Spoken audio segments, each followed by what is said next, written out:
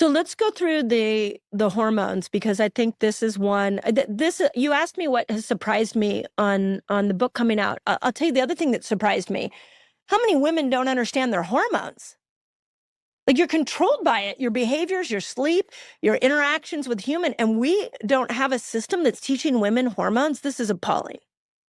So when we look at the 3 sex hormones, when it comes through the lens of fasting, estrogen, which comes in the front half of a woman's cycle, does really well with fasting because she likes you to be insulin sensitive. A great example of this is the growing number of cases of polycystic ovarian syndrome, where we are seeing insulin resistance leading to infertility because of an imbalance in the estrogen system. And we're seeing an increase in testosterone because of this insulin system being off.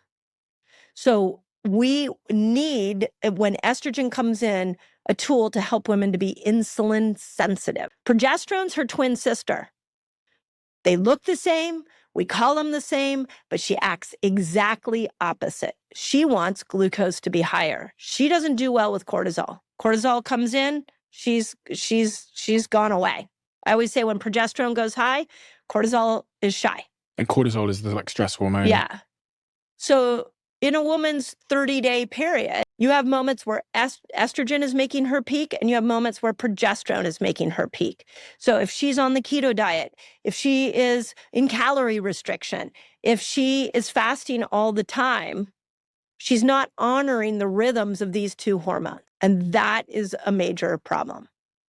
So we say don't fast the week before your period because you need glucose to be higher and you don't want cortisol to be high. And just like exercise increases cortisol, so does fasting. So what's going to happen if you fast the week before your period? What's the consequence? Yeah, so what we have typically seen is women lose their cycle. Okay. You need progesterone. So let's put it through the lens of a woman's brain. Around day 20, like progesterone's building. She has to peak. And then when she hits a peak, the uterine lining sheds and you have a period. Okay, if you are fasting during that time and you didn't bring your glucose up high enough, progesterone may not peak, and then you don't have that shed of blood. When you shed every single month, that menstrual blood that comes out, there are 4 major chemicals in them. There are phthalates, there are parabens, there are forever chemicals, and there are plastics. They can actually measure that in a woman's menstrual blood. So if she's not bleeding, then she's not detoxing. Because those 4 chemicals are toxic. They're toxic, yeah. What do you say to those people that don't have menstrual cycles, and they're, because listen, obviously I've never been through that myself, but I have a partner who's been very open. I think she did a post last week on her Instagram describing the journey that she went on to try and get her menstrual cycle back, and she successfully has now.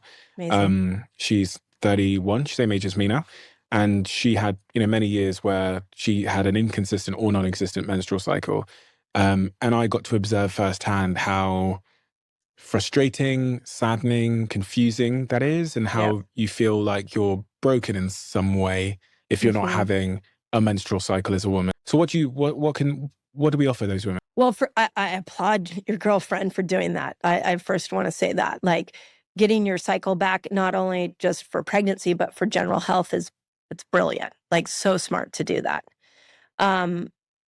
I think a lot of women think it's great they don't have a menstrual cycle.